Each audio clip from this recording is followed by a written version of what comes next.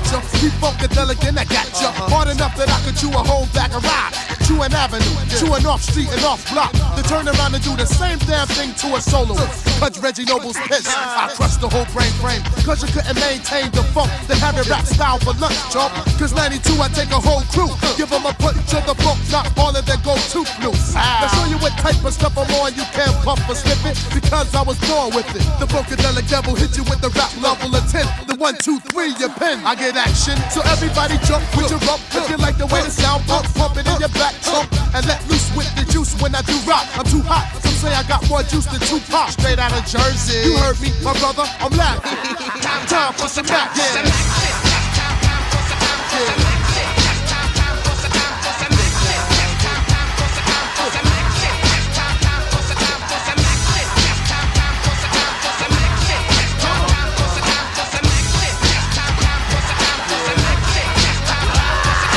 Lights, camera, cut back the hammer.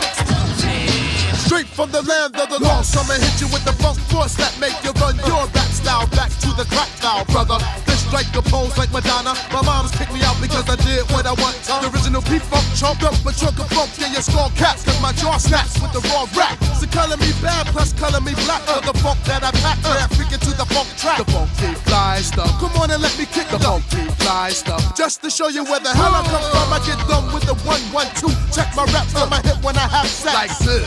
Make you twist to the midst of a funky brain cell when it's puffed on the spliff and all that, the hi-hat. Go by that, listen, look, oops, brother, where your eyes at? They on the floor, pick them up while I pour a little funk down your brain pump. Listen to my name, Trump, Red Man, ready to rock. I got a Glock, then pow! Your body is all over the block trying to step to this. The Exorcist, kick it. I get mad wicked when twin cock the biscuit and blow your head off. Just for asking, who's the one rapping? Who pow? Time for some action.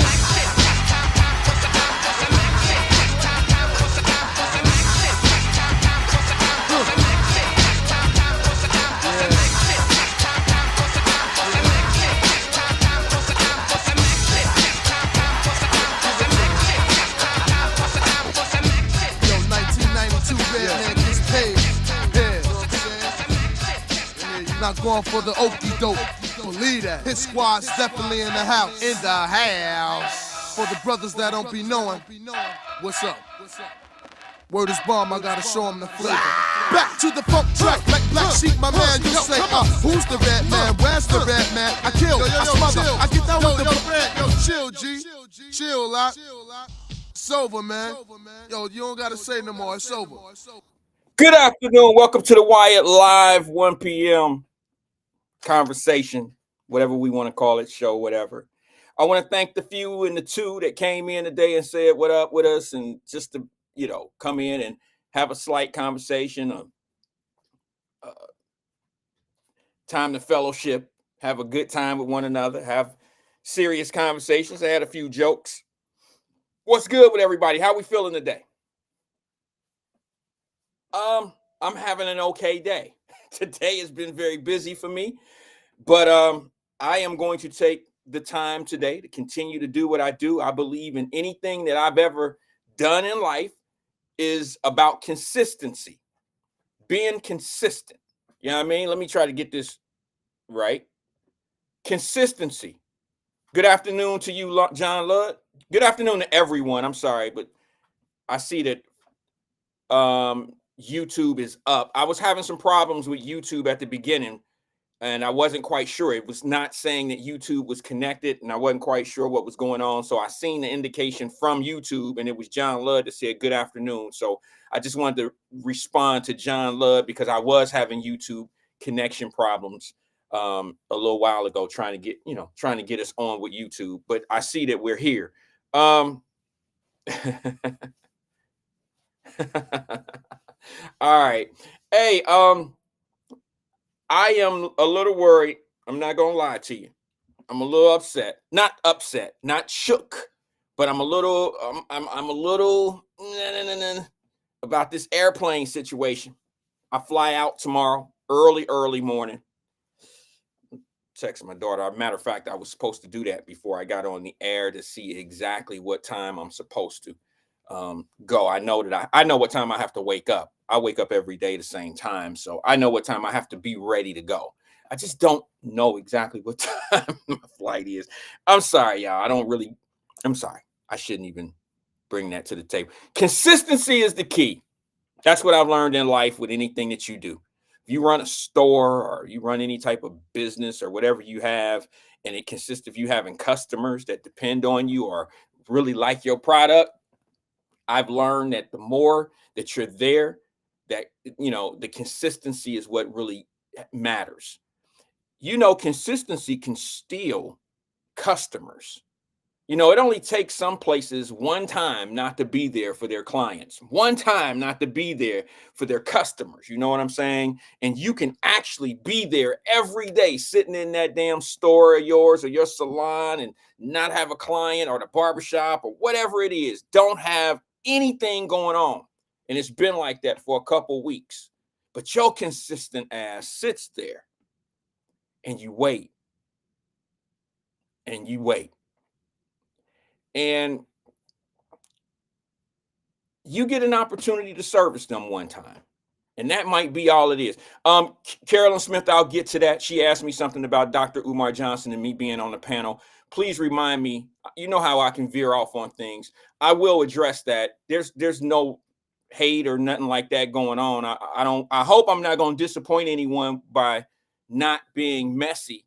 It's just my schedule is a little different. I'm not in the Cincinnati area. I was not going to be in Cincinnati during the show. I won't be at his show tonight, but I sure would like to speak about what I heard today.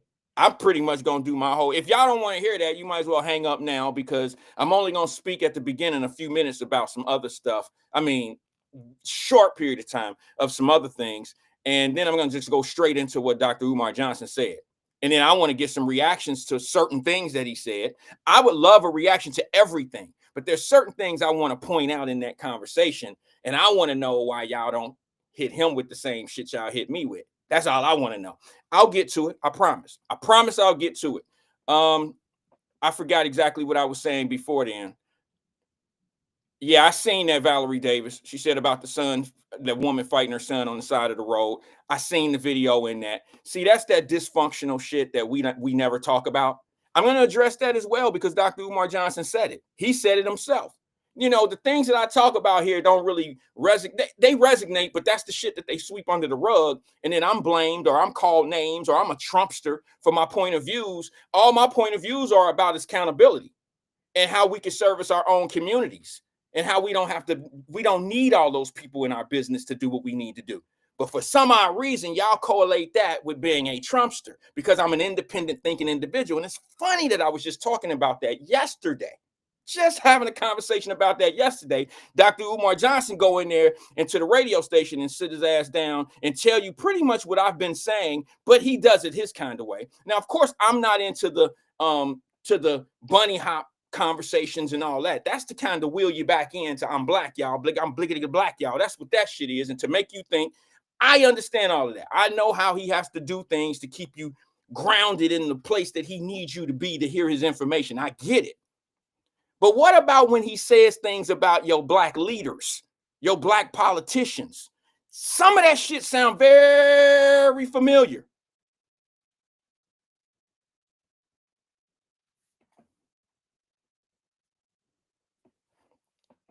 And they wanted him to talk about Elon Musk and Donald Trump so bad.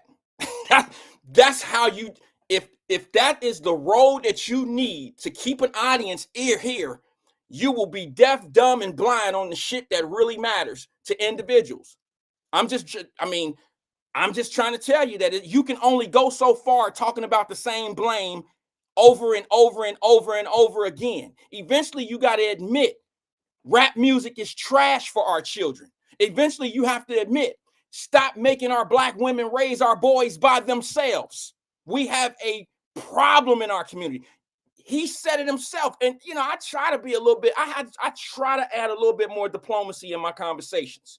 See, he can crash out on the radio and go home and shit. I got to kind of live amongst the people that I might crash out on. That's not a good position. I don't have a home game. I don't have that. All my games are on the road. So I got to live in the same stadium that's an away stadium. What about who got their panties in the bunch when he said Kamala Harris wasn't black? I wasn't in the chat. I was actually driving and doing some things, so I couldn't read. I wasn't in the chat. I was listening. Did y'all really? Did anybody, even the host who had a problem when you said her name wrong and went off, hung up on people, all this old shit, distraction from the real information, he would have a fucking hissy fit if somebody said the lady's name wrong. Now you get a guy come in there and he says she ain't even black. I heard no pushback. I heard no, oh, you a Trumpster. I heard nothing in that nature. When he talked about your leaders, I can't believe, can't believe you don't have a black mayor. It's everything I've been saying. You got everything in your city is black led by, Democrat led. That's why he said what he said. I don't agree with everything that man says. I don't know anybody that I 100% agree with everything. But let's be honest. Where was the pushback? Where was the pushback when he was saying what he was saying about the community? Where was the pushback when he said our black women need to stop raising children by themselves and the music? And where was the pushback in all of that?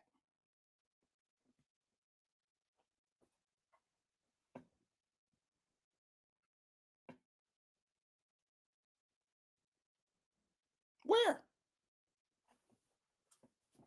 Where was the pushback when he said she wasn't black?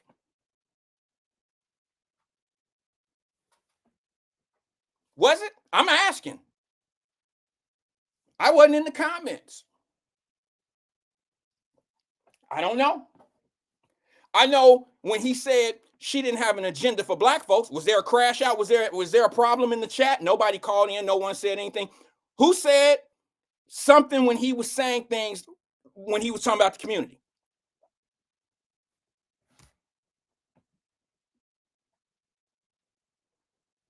Did anybody say anything when he said we look for God first and not black? We don't put black in front of God or something like that. Now I understood what he was saying. It just didn't come out right. Well, some people, it resonated with some folks. We get it. I know exactly what he was saying. What about when he said you put church in front of your own community? Anybody have a problem with that? What about when he said your black politicians don't do nothing for you?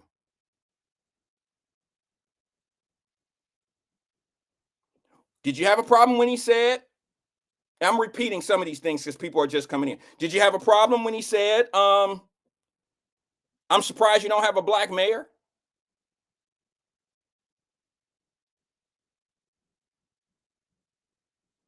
Did you have a problem when he said y'all got ID politics except when it comes down to the economy of black folks? Did you have a problem with that?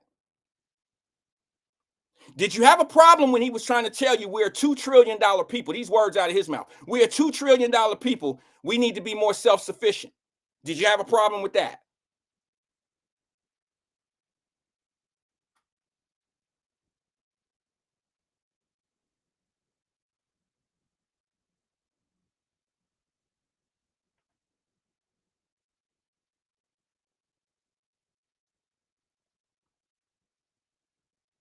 Help me.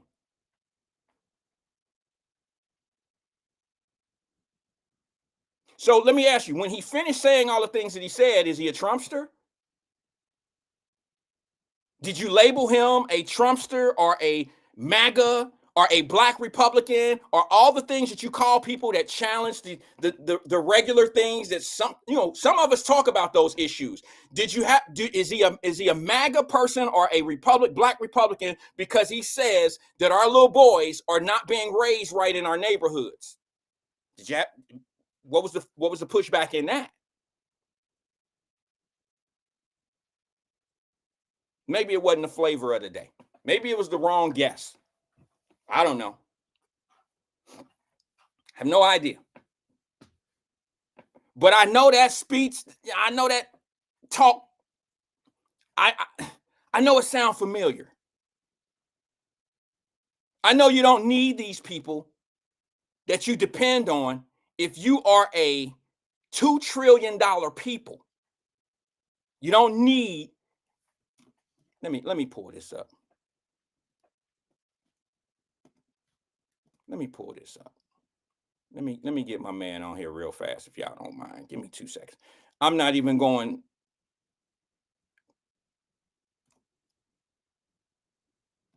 Let's see here. Where is it? I want to have this on deck because I won't be here long. Let's see here. Yeah, there it is. Because I gave was Drop yesterday or the day before. I told Drop that I was going to play a video for him, and I never did. And then there was people in the chat that was asking for the video as well. And then a few people DM me and asked me to send it to them. That's not part of the Wyatt Live Messenger group.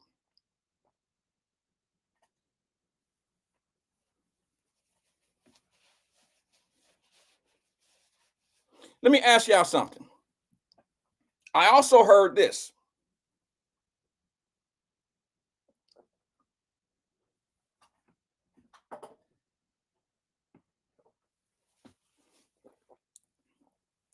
Yeah, Seabreeze. Yes, I would lean more to the self-sufficiency side of Dr. Umar. We have differences when it comes down to. Let me read Seabreeze's comment so y'all understand. Some people may not see it. I don't know who can see comments or who can't.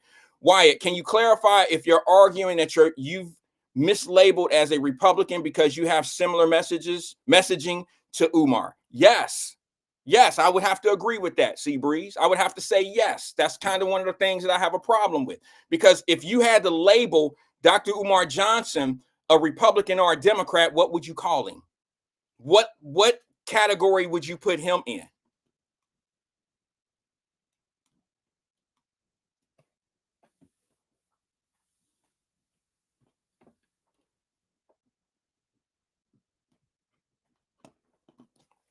Somebody put it on the screen. What category would you have put Dr. Umar Johnson in if you had to put him in a political category? Democrat or a Republican? Or let's not forget the one that people who think for themselves sometimes tend to do and be in the middle, and that's an independent. Take in information from both sides. Okay with some of the things Democrats do, okay with some of the things Republicans do. That makes us independents. So if you had to classify him, what would you classify him as?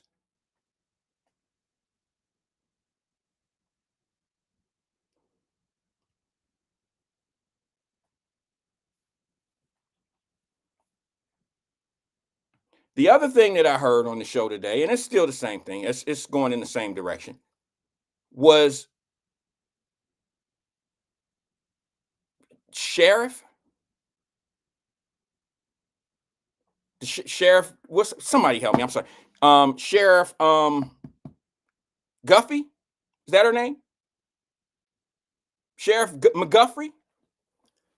I think we better listen to what she's saying.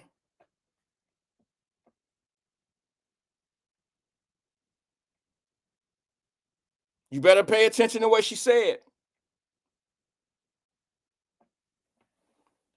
It's kind of in the direction of what I was trying to tell us. Them neo-Nazis gone.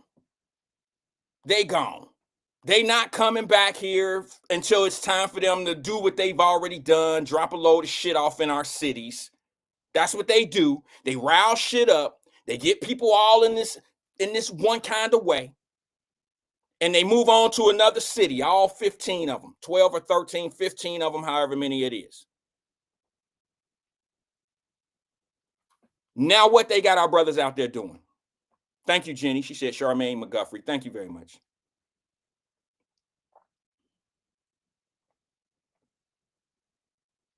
They got our brothers out there, and I don't see anything wrong with it. But do you not see what's going on? Like, who's now back here at home in the possibility in the line of fire or getting in trouble? See, they on go mode. They out there with guns and they protecting their community as they should. But it ain't like the Nazi headquarters is down the street and they got this mosque, whatever you want to call it, this headquarters there, and we about to go to war. This is a play. Them guys gone. They on to the next. And guess what they got our guys out there doing?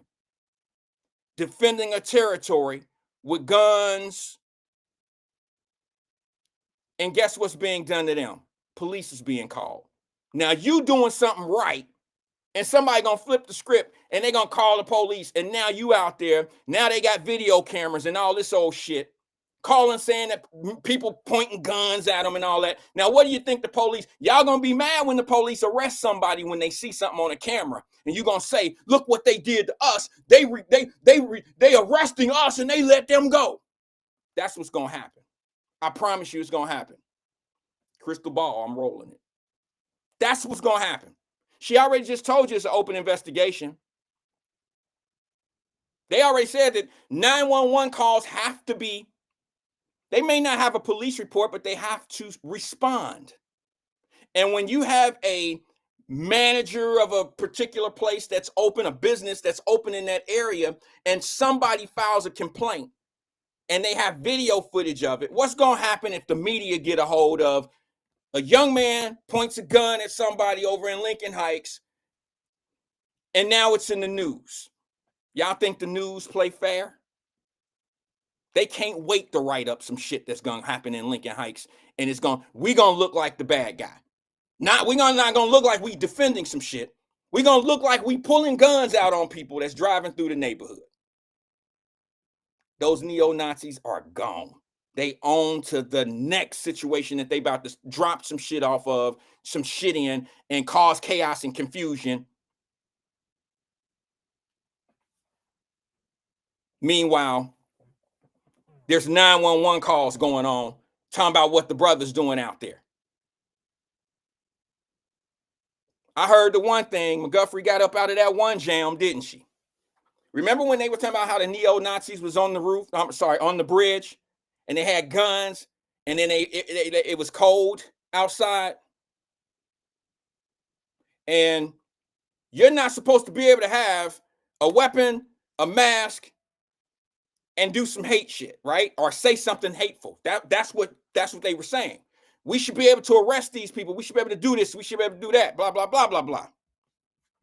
Well, y'all know it's been cold in Cincinnati lately. I heard her say, well, these guys who have guns right now in Lincoln Heights, they do have on masks. She tried to soften it up a little bit. Well, they do have on masks because it's cold outside, and I get that. I understand. But the same shit that you telling state legislators to fix is what's going on in that corner right there. And those are the same people you would have to arrest. Stop the games. Stop.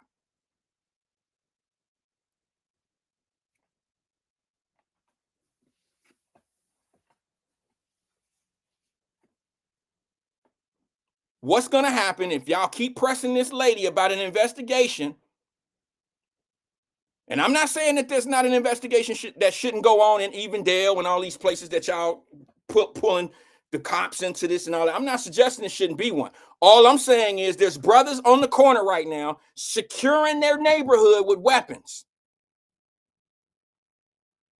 And I don't want to see any of them get hurt with a case.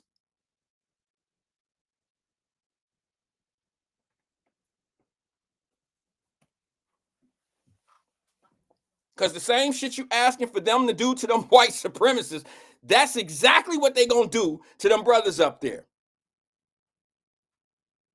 I promise you. And it's gonna turn on us. And guess what I'm gonna say? Mission accomplished, checkmate. They then came into the area, stirred up a bunch of chaos and confusion, left, and we back here catching cases over it. You got to stop playing so many damn games of checkers. Shit, try a new game. Try Connect 4. Try Chinese checkers or some shit. That's a little bit more skilled. The regular basic chess game, checker game, it's played out. Everybody know how to play that. You need a more strategic approach to what we're doing.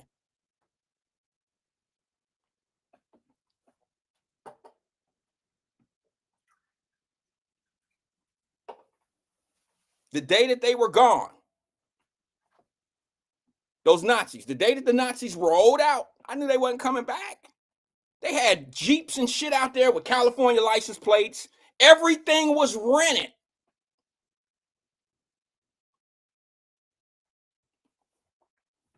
I can put money on this. Go to the rental car companies. Go to the U-Haul companies. I bet you they all were rented by out-of-town licenses, IDs.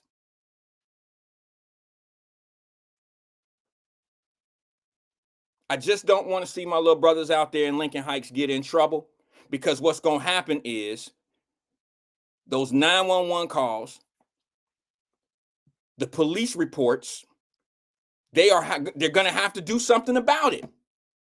They're going to have to do something about it. Now, she didn't already say it right there on the air, and she didn't really want to say it, I promise you. She did not want to say what she had to say about there's a certain 911 call that came in, a complaint came in by somebody, and I don't even want to say where it came from, because I don't know the situation. But there's a complaint that came in from a manager of a restaurant or something there, from my understanding. Y'all, if you were listening, you know what it is. And they said that a gun was pointed at him. And she also said there's video of it, and we're reviewing it. I don't know what y'all think. I don't know what you think, but it don't take long to review these videos.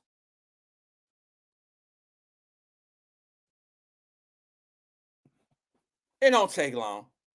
It don't take long to figure them out either. Everything in 4K, high def, you can hear everything, you can see everything. It don't take long. They'll prolong it. They'll let some other shit happen in the city, and then they'll creep this one in and end up making an arrest or whatever, try to act like it never happened, because it's going to look really bad when one of these young men get arrested for doing some shit. And y'all know everybody ain't on the same schedule when it comes down to doing what really needs to be done. And what I mean by that is some of them brothers out there are really about protecting their family and their babies that's getting off the bus and all of that. Some of us are really about that protection. Some, shit, I just need a reason. You give me a reason. I'm down for whatever. Give me a motherfucking reason.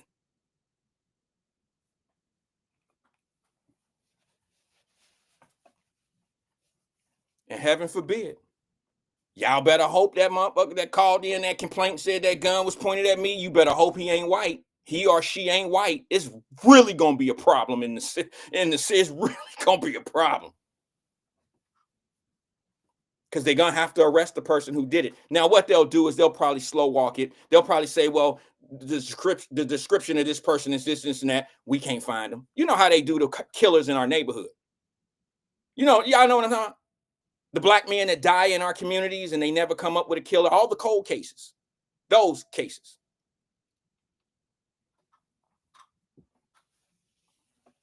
Yeah, it'll be a cold case. We couldn't find them, sir. We don't know who it was that pointed the gun at you. Just be careful out here. That's what's going to be said. But at this point, if we're going to do anything about the Nazis and all that old shit, if we can lock up and protect our communities because some Nazis came in, we should be able to do that same and get that same energy for everything else.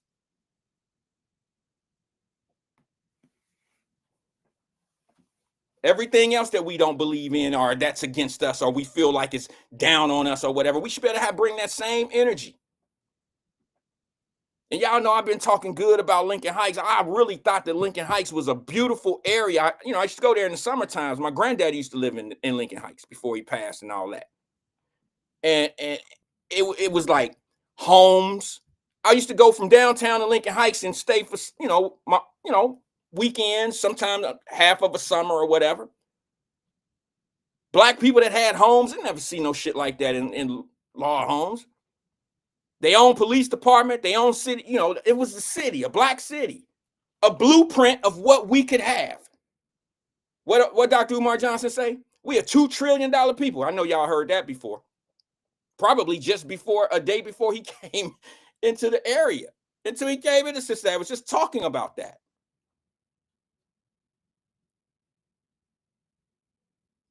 But he said it. He said it in so many words. What about your leaders? I'm gonna play this video. Maybe this will kick in and it'll resonate to what he was talking about. Check it out. Long time ago. And the cry was jobs and justice. In the March on Washington in 1963, the cry was jobs and justice. In the 20-year anniversary of the March on Washington, the cry was jobs and justice. We are now in 2010.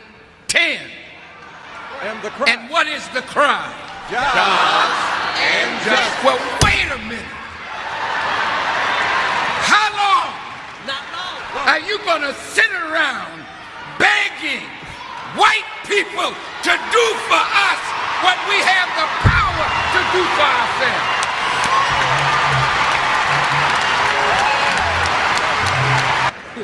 An agenda is a program, a schedule, a timetable, a plan, a list, a scheme to accomplish a certain result. We have come up with black agendas, but we've been looking to the wrong people to fulfill our agenda. And that was long. That was 2010. And we still at them same tables saying jobs and justice.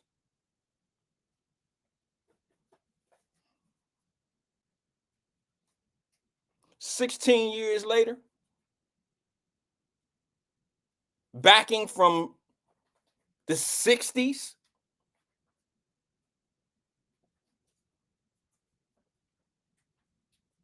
that's why I understood what Dr.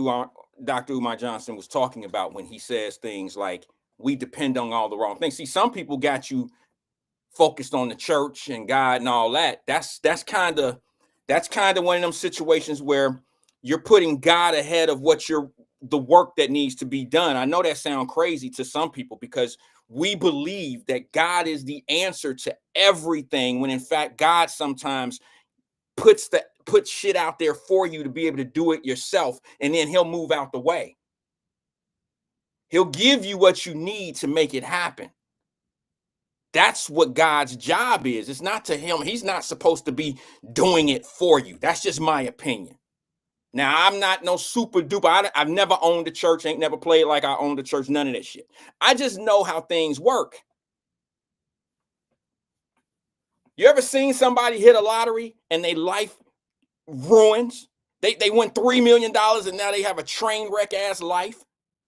And they say, what's the first thing they say when they get that winning ticket? Thank you, God. Thank you, Lord. He was looking out for me.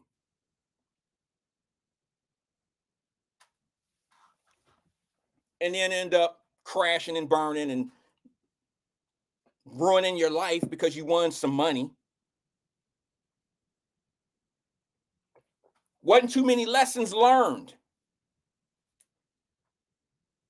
When it come easy, not too many lessons are learned when it come easy.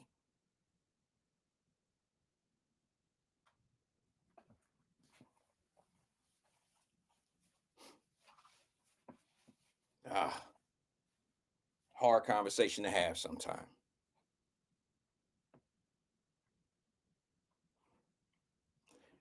Denise Davis. I don't know. Sometimes I think I see Denise. Sometimes I see Denise Davis. I don't know which one is which. I'm pretty sure they're the same person. But let me read her comment. She says, Umar was donated enough money to have started an employment service for open and online school. Race pimps the worst. I have my issues. Y'all not gonna sit here, I'll say what I gotta say. I got my issues with Dr. Umar Johnson. Don't think that I'm, like I told you, I agree with some things and I disagree with others. I don't agree with any man or any woman at 100%. But let's be honest, man. Some of the things that he says when it comes down to community, it makes sense. It's easy to tell a little bit of truth and keep your own personal agenda along with it. Yeah, you're right. I don't know the situation about the school. I know I've known of Dr. Umar Johnson probably for about 7 years now, and he's been opening the school for 7 years. I met him through conversations of school, his school. Let me ask you guys this question here before I criticize that brother for his school not being open. By the show of hands, how many have ever started a private school or a charter school? By the show of hands, put it up. I need to pull mine down. I'm sorry. I didn't mean to. I was just leaving it up so everybody could show their hands.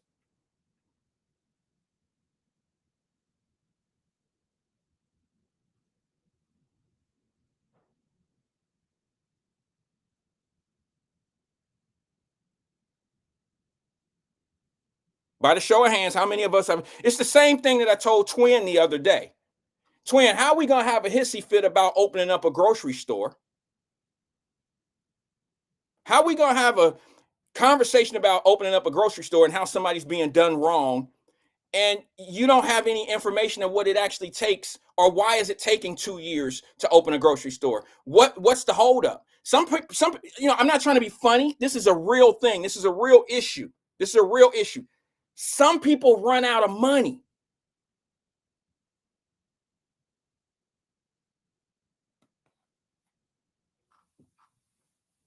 Some people run out of the budget. Look, man, listen, to build things out, a build out, it's so easy to go over budget. And you can actually forecast 10%, 20% over budget and still miss your mark. Still miss your mark. Tracy Dillingham said, I tried. Hold on. She said, I tried. The state did not approve it. How long was the process, Tracy? From the point of filing your paperwork, not your idea, not the initial idea, because that takes time. Some people say they want to do shit for 2 years and never execute on it. Don't include that time.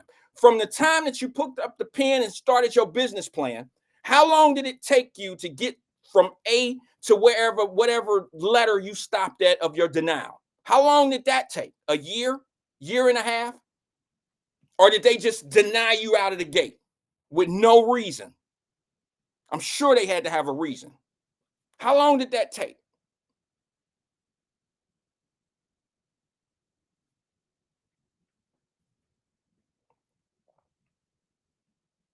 How long was that process, Tracy?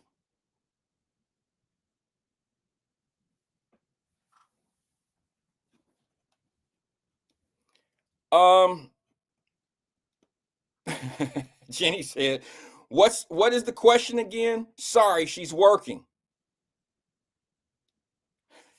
I don't remember. No, I think it was how many of us have actually tried to start a school? How long does it take?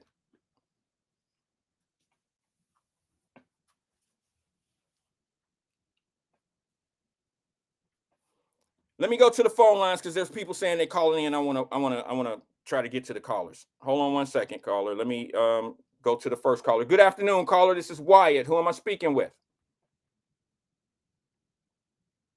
Hold on one second. Okay. Good afternoon, caller. This is Wyatt. Who am I speaking with? It's Twin, man. Hey, Twin. What's going on with you, brother? I can't call it. I thought you were supposed to be on the panel tonight. No, I'm not in town, bro. It didn't fit in my schedule. Oh, I thought you were supposed to be. But I would love to have been there, to be honest with you. Yeah, them I was seeing why, they standing on S and stuff. The guys out there in Lincoln Heights, security. They what? I'm and sorry. Everything. I say S, the letter S, but I gotta explain it right. Security. Okay. So they standing out there, standing on buildings and everything. Where you should get them videos of them doing that is either from they got a informant or somebody at GE, or they got the cameras from the warehouse right there on the light pole. But it's Uh, probably somebody calling like, hey, they probably hurting their business right there. I'm like, man, how can we come there? Because there's a few business back there.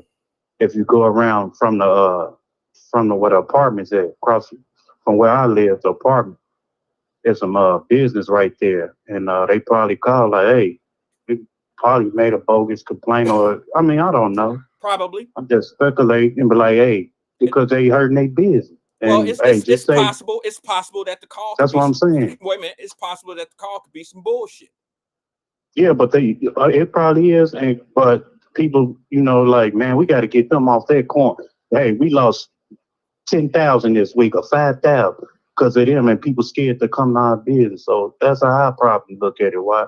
But after this, then what? I mean, don't get me wrong. They stood on business and they let them people know, hey, you can't do that. But Wyatt, I've been saying this since 2001, man. The Knox from Skokie, Illinois, thought they was going to do something from here in Cincinnati when Obama was in president. Now this situation. So this ain't nothing new, man. It's just you picked the wrong fight, and we not gonna go back to 1950. It's just a new era. That all hanging and calling the N words and come and think you about to come shake it up like the 50s. Nah, it's a new, and them people here, them brothers here to let them know. And then it just get me how Avondale about watching that video load them guys in there like they was some immigrants and stuff, or they dropping out pack and everything, and that they was bogus for that, and they got to pay the price for it, man. They was bogus for that. Why? I listened to Dr. Umar. He's full of shit. He's a pump faker, just like the rest of them. You go tell me if you get a Jasmine Crockett in your school as a teacher, when she wear a weave and eyelash, she can't come to your class. Well, So you judge me by my character, my what I got on, and how I'm up. No, hey, I'm not. I'm saying you say you want to help these kids. I come to help these kids to learn. See, I was gonna get on the phone and I was gonna test them because you pump fake this shit, man. You be how you and then you tell me love is love, white. You love regardless of ain't nowhere in no damn book or constitution say don't mess around with a different race or you'll be penalized or whatever. Ain't nowhere in the African book, Jesus book, any book. There ain't no law. So go on with that, man. I love it's love. Man, it's about love. It don't matter no colors, your skin color. right. No, go on with Hey, that pump faking shit. Twin, give me 1 second. I wanna address something in the comments from Brenda early. Brenda, Man, hold on, bro. It's something about me and the panel for tonight. It has nothing to do with you. I know you're ready to jump down somebody's throat for something, but let me just address this because I don't want it to go unsaid. She said, I remember you saying you did not get on the panel because the organizer was in the hospital. Yeah, that was part of it. Linda Matthews was in the hospital some time ago. I don't like talking about people's personal shit because I've never seen her put a post out saying, hey, I'm in the hospital for whatever reason. I don't like talking about people's personal stuff like that when it comes to medical, HIPAA and all that. You know what I'm saying? But she was in the hospital at a time, Brenda, and I couldn't communicate with her because of I couldn't let her know at that particular time about my scheduling not fitting into the event for tonight. So that's why I came on the air and said, one of the organizers is in the hospital. So as far as I know, I'm still on the panel, but I do really need to talk to them. I was not trying to put the focus on Linda Matthews and the Frederick Douglass situation and making it sound like we was having an issue or something like that. I didn't want that type of energy out there. So I know that she was hospitalized and I couldn't communicate with her. You see what I'm saying? So I couldn't let her know that my timing and my availability, I wasn't going to be able to do it anymore. But I support the program. I support what they're doing. I might not agree with everything that Dr. Umar is saying and all that old stuff, but I agree with enough to be able to support what they're doing. I agree with what he says when it comes down to the economics of our community and what we're doing. Do I support him saying things like I don't condone him saying that black women, he won't hire anybody. Like Twin just said, he won't hire a black woman that come in with a wig. I don't agree with that type of stuff. I don't agree with, watering down the race and all that. I have my own way of seeing those type of things, but I believe that you should marry whoever you want to marry. I believe that. I don't believe what he said when he said that it is constructed that our brothers go off to be that black men who marry these white women they don't like themselves. I don't believe that. I don't think that's how it is. But that's just my, I can agree with a lot of things, but I just don't agree with some of the things that he says about people that make certain decisions in their life. Right. Wyatt. Go ahead. I'm sorry, twin. Go right ahead. Yeah. So some of the things I believe, like you said, but that not letting person in your school and all that extra. No, man, you on something else, dude. But you saying bringing the black community together and all that, building up something. I understand all that. And then you said LeBron James and all them ain't no role model, and that, which is true, because just like that white man that he was asked on Breakfast Club, can you stop this hip hop's West Coast East Coast beef? He said, yeah, but my family gotta eat. If the white man can't stop Upan and the sexy reds and all, what makes you can do it, Umar, or whatever? You talking about brothers doing this and everything else, but you fail to realize. Back in the day, man, we was as one whole, one black community and everything, white, and it was the white man that labeled us as gangsters. We didn't label ourselves as, we was as one, man. We were united, and then they broke it up when they got word of Fred Hamilton and the rest of them. Oh, these niggas being up, we got to shut this down real quick. Well, and that's how you come up with the child support. That you come up with the 3 strike laws and all that. Come on, Wyatt. Tell the truth, man. I'm trying to tell you something about this gangster. Go ahead, player. Black men weren't the first gangsters in America. You know what I'm saying? Okay. They labeled black men. It was an organized, man. It was organized gang. The people way before Twin was born. And I got a lot of lit of everything what this stands for and everything. It was there in the history of it. See, people don't really talk. If I send it to you, I tell you the one that really started behind Larry Hoover and David Boxdale. That started the gang and everything. They don't tell the truth. Hoover labeled us as criminals and all that. But it was always one united under King David. Come on, man. People just don't get it.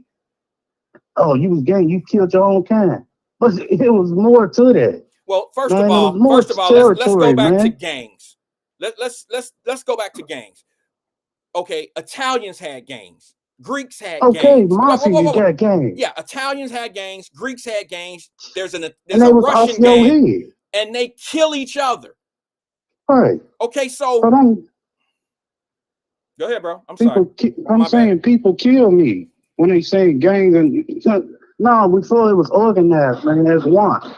Then the crack era came in, and then that's how they jealous and envy, and they see money, man. It's over with. Oh, he making 5,000 more than us. We gotta go take that turf. Oh, them guys out west, we gotta go take that. That's how it came about. We was all as one, man, as a whole family. And all of a sudden, the enemy and the devil came in and killed everything. Give them that 3 strike law. Give them that child support. Hey, you don't take them out your house. Hey, you ain't getting these your once a month check. That's how they got you, man. And that's how all this mess between us as black hole. That's how this conflict came about, man. See, they don't really tell you the truth and everything. Oh, the white man this. Well, yeah, the white man did it, but we fell for it too, and we never bounced back, man. So it's always gonna be like that, man. Well, he just don't tell the truth, man.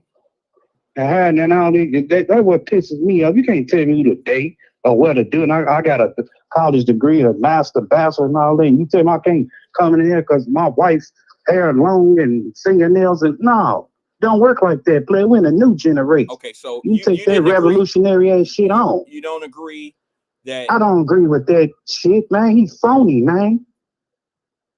That dude is fake and phony. You don't even know Frederick Douglass for real. I hear you on that. But let me just ask you a quick question, bro. Do you agree with anything that he says?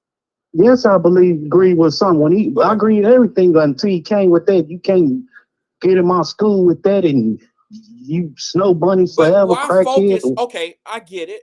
But I agree with what else he said, man. Uplifting of the black community. I agree with all that, what he said. But when it came to that, come on, man. I agree with you.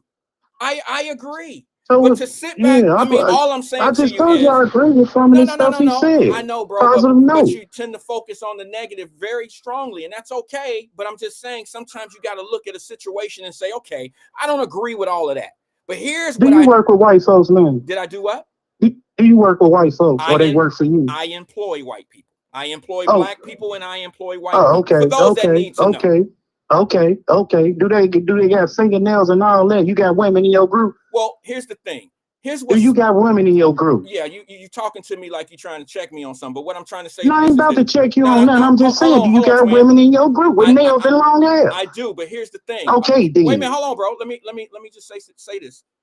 What I don't agree with when he says the thing about women shouldn't have weaves and extensions and stuff like that, are women, is because there's white women in the workforce that have on wigs and extensions in their hair and pieces in their hair as well. So, and there's men that wear toupees, and there's brothers that got dreads in their head, that got extensions in their hair. So you can't, I mean, that's all I'm saying. So I don't agree with all of that. But the premise of what he's saying is he wants natural women.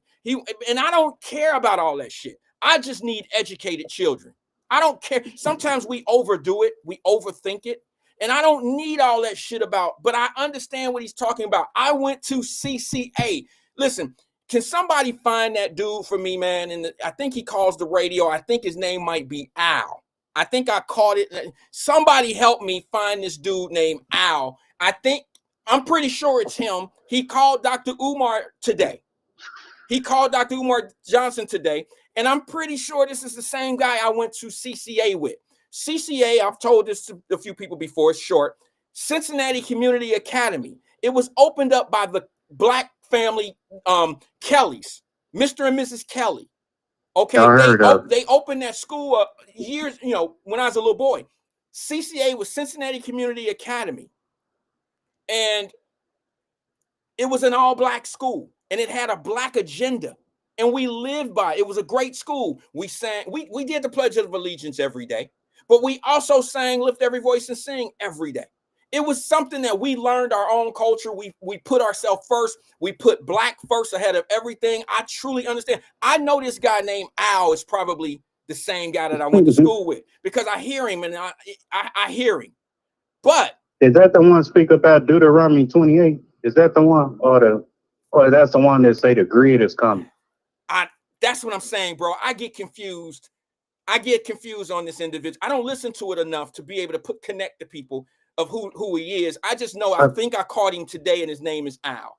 So if anybody knows Al, can you have Al reach out to me? Maybe I can have a conversation with him on the sidebar. I can figure it out. And then if it is, I would love Al to come on my show and have just call and have a conversation so I can see if this is him, and he'll be, y'all might get a better understanding of why Al is the way he is in his approach of things, and why he feel the way he feels. But I see. Hey, Wyatt, before I leave, go ahead. I'm sorry, bro. Go ahead. Just the last thing. Okay. Blessing, man. It's always come from God. They say faith without works is dead. You live by faith and not by sight. Yesterday was a good example. A$AP Rocky, when he got released, first thing he came out and said, "I thank you, God, for being found not guilty." So you got to put in work, man, in order to receive a blessing from God. You got to let God show you the way it leads you to whatever path you're going down, and your blessing go come, regardless of anything. Because without faith, without work, you ain't gonna get no blessing, man. You just gonna be a lost soul out here. So you got to put that work in. So everything comes from God, Wyatt. So don't never say that. Your blessings, all that, everything comes from God.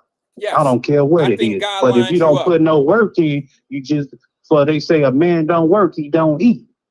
I agree. So you just gonna be starving out here. So I always count your blessings, man, like they say. I agree. Because it always comes from God. I agree with you. Regardless of anybody, I don't care what atheist, whatever that you is, everything comes from God. Okay. In the beginning, I am the creator. I'm Alpha and Omega. I'm the beginning and the end. So I agree with you. It is what it is. I know. All right, Twin, what else you got, bro? I got other callers. Oh, my bad. I ain't got nothing. You have a safe trip tomorrow, man. I know you probably ain't coming on tomorrow. I appreciate it, man. You flying, man? In the morning, yeah.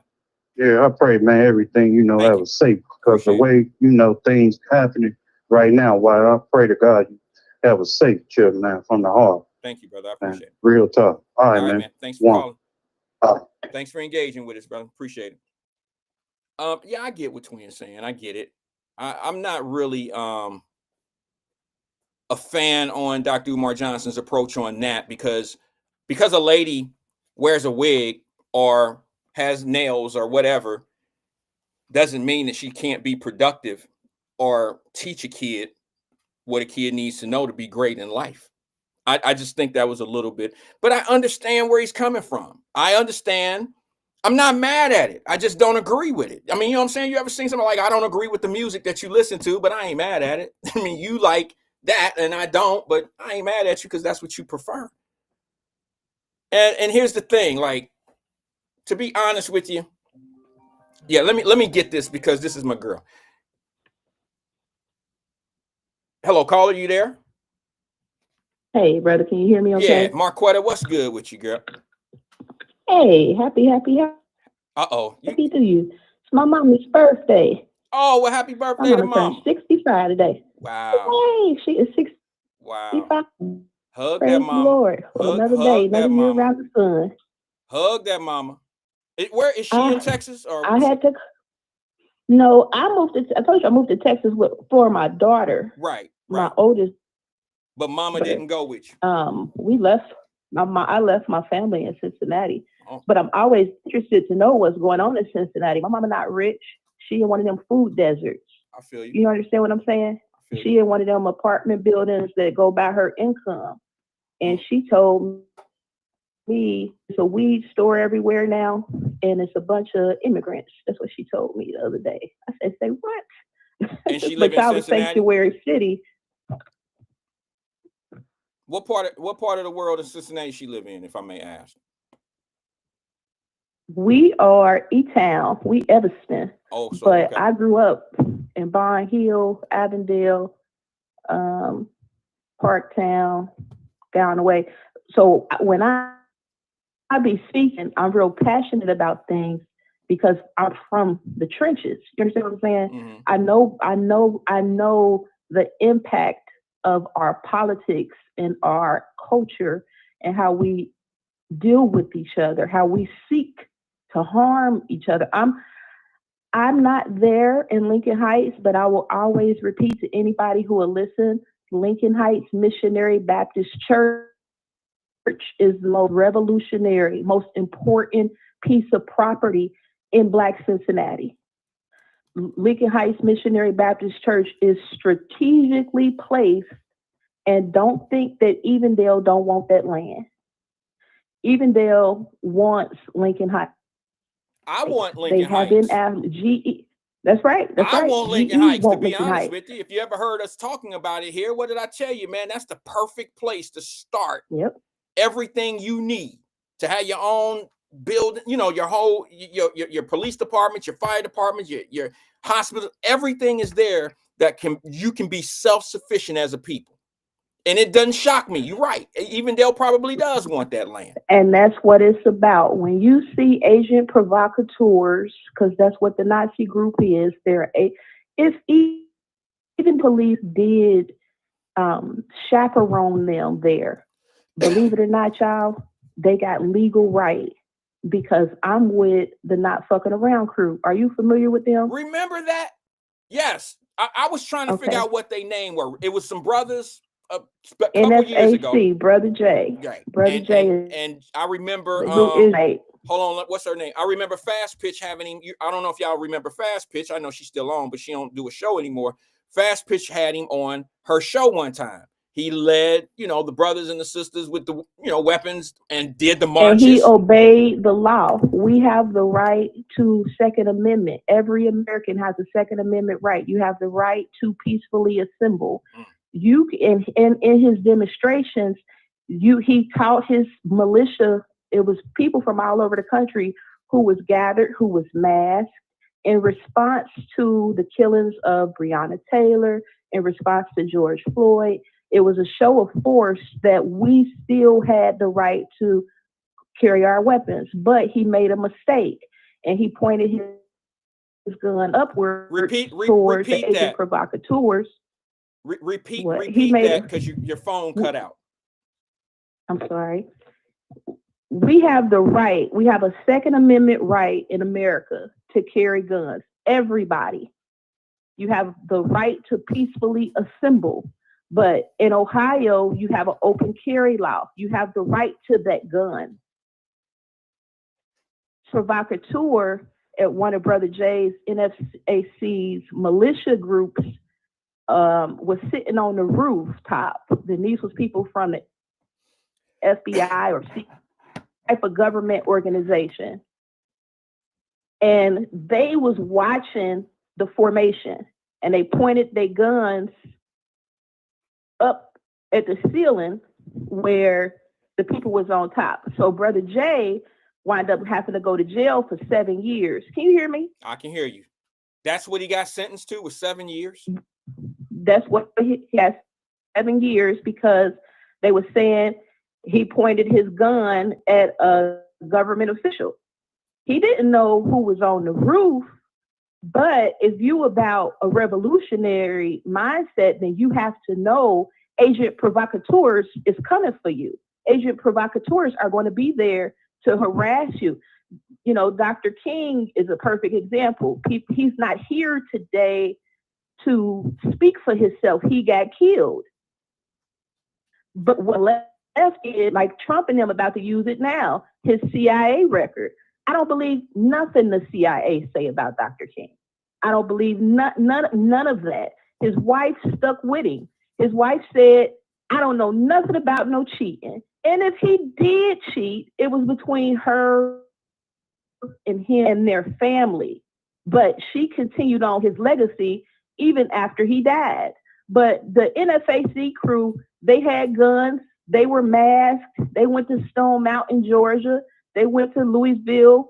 They were about the business of showing Black Americans have the right to self-defense.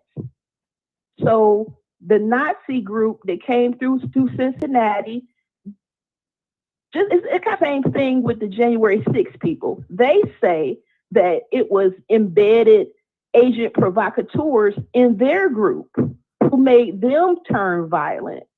And that's how that melee all broke out. And I don't doubt it, because it was agent provocateurs in the Black Lives Matter group.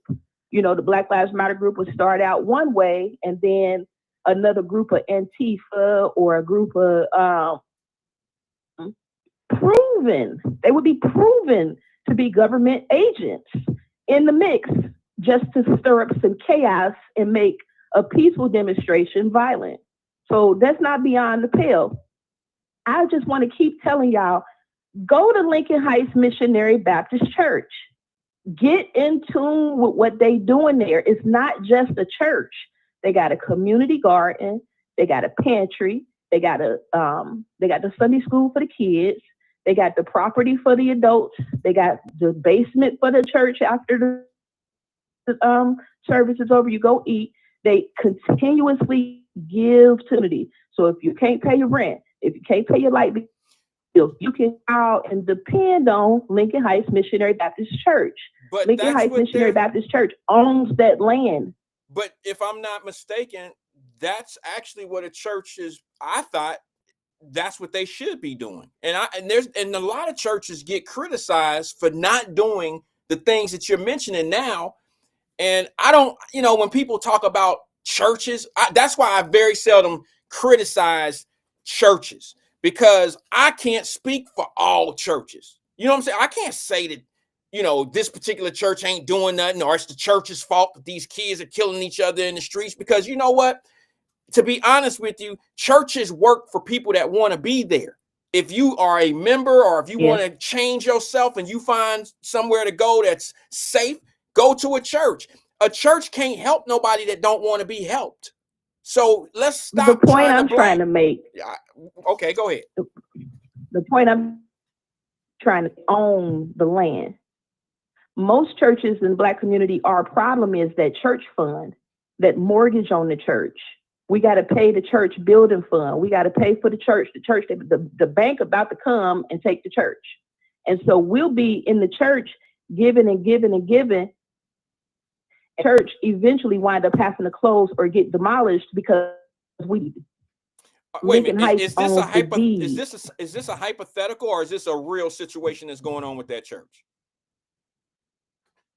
Lincoln Heights own a church. Lincoln Heights Missionary Baptist Church owns Missionary Baptist Church. Okay. That is their property. That's theirs. They have a church board that oversees the money. And I'm just saying, politically, that is a threat to Evendale that wants to expand, say for instance, GE, or wants to expand their corporate zoning map to include parts of Lincoln Heights. In Lincoln Heights, whether they be homeowners, whether they be renters, they're not leaving. People love being from Zone 15. People love Lincoln Heights. They love their community. They love the church. You see what I'm saying? People who go to Lincoln Heights Missionary Baptist Church, they are some of the richest people in our city, CEOs, TV broadcasters. But the point that I'm getting at is, like you said, they're doing what they're supposed to do as a church. There's somebody that the community can rely on. Do they solve all things? No. But strategically, they are a threat to a white supremacist society that comes down and say, you won't have a functioning community center. You won't have a functioning church in your community that's self-reliant. That's the point that I'm getting at. I get you.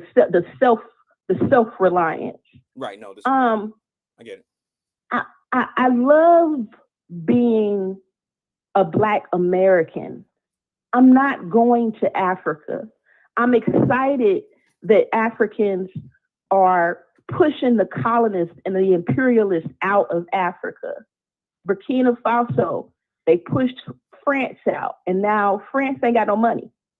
So Burkina Faso is making electric cars, making own tomato plants, they own pasta, got their water ravines up and running, building property. Same thing. It was a triple effect. So it happened to Niger.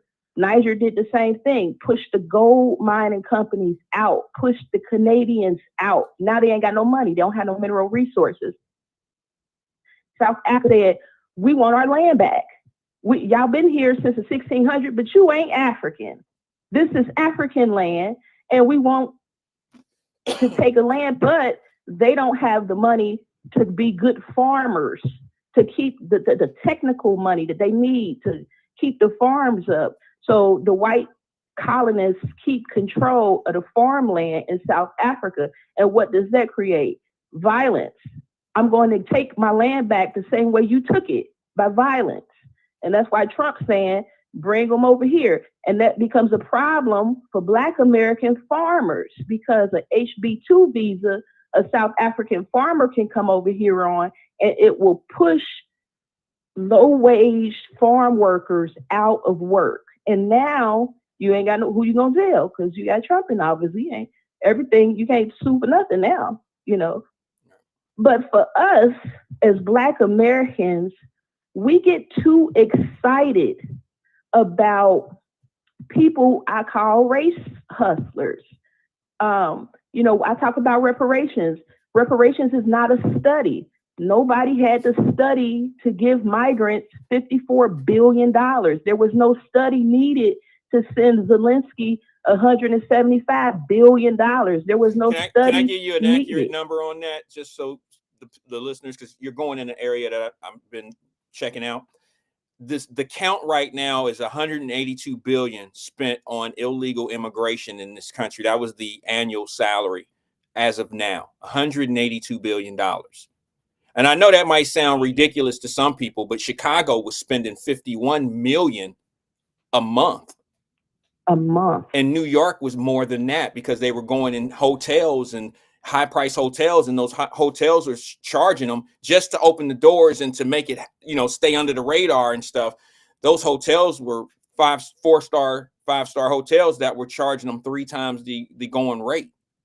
And we're talking about a minimum of $1,000 a night on a regular night. So they were probably paying, you know, $2,500 to $3,000 a night for those folks. And you're talking about 100 plus people. Training. They were doing job training. They were giving them They was giving them debit cards. They was giving them food stamps. They made the exception. $350 per person in the family. $350. These are conversations we had. I just remember it. These are conversations we've been having for the last 2 years on this platform, but nobody wanted to talk about. Our problem when we had those conversations is we had a misplaced loyalty.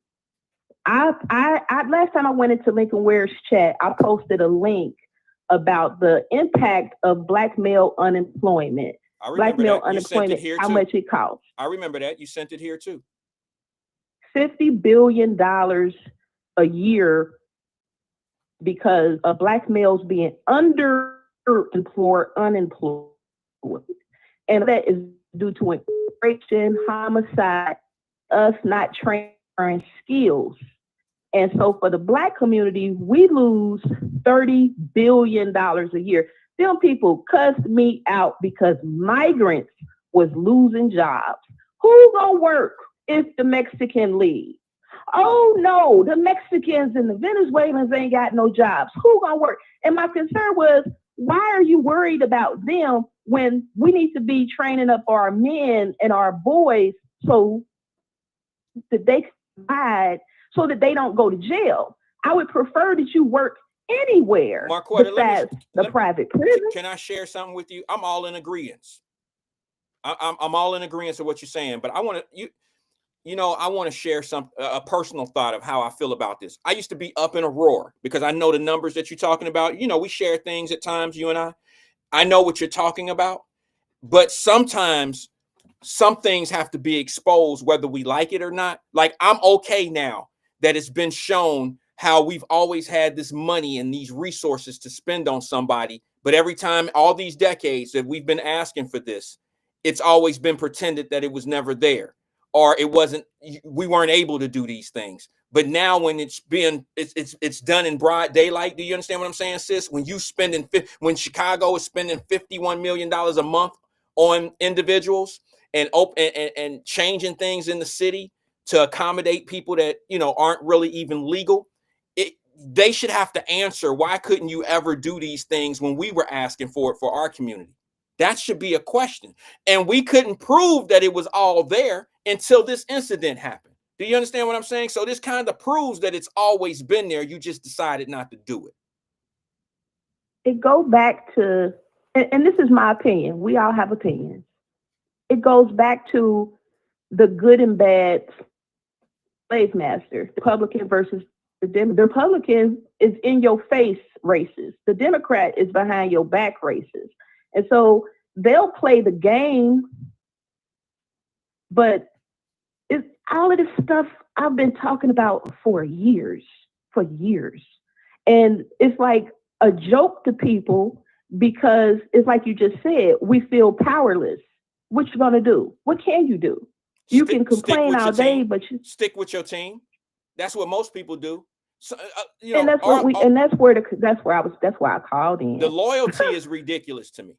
The loyalty is ridiculous to me. Instead of just saying, hey, we need to be in the middle and find our space and get to where we need to get together, we got to make sure that we make somebody feel bad because they don't agree with what we agree with, or you missing the mark, or they want you to feel stupid.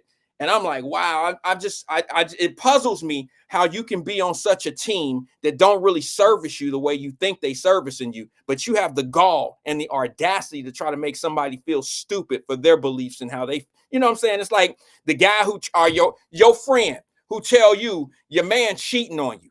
And then when you turn around and tell her, well, I've been knowing your man been cheating on you. And then she go fighting hard at you because now it's your fault that her man cheating on her. You didn't told her what's going on in her life and she don't want to believe you.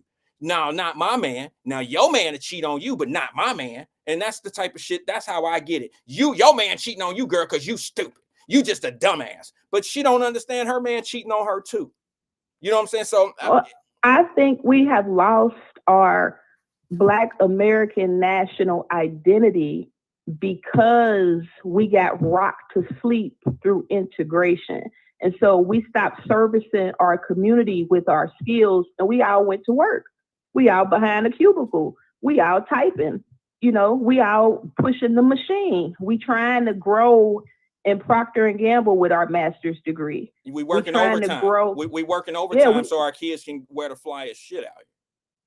And there's nothing wrong with that, because Well, black people are that. Hey, well, now wait a minute. No. If you're gonna keep it funky, you got to keep it all the way funky. If you're talking about how we're working instead of being family oriented, there's a lot of people that work overtime so their kids can have certain things to go out there and look fly in. And that time that you're spending at work for the overtime gear, you could be doing family oriented things, keeping your kids off the street. Some parents that is family oriented. If we were focused, we would be. Dr. John Henry Clark said it like this, and I love Minister Farrakhan, but he broke it down the best way I could understand it. He said, how can you be talking about building a nation and you got all these people donating their money to you? You're going to buy $700 shoes, $1,000 suits, and you don't own a tailor. You don't own a shoe factory. You just taking the money from your people and tickling their ear and giving the money right back to the system. Whereas that money should be going create tailors, seamstresses, people who know about, anybody can make a shoe.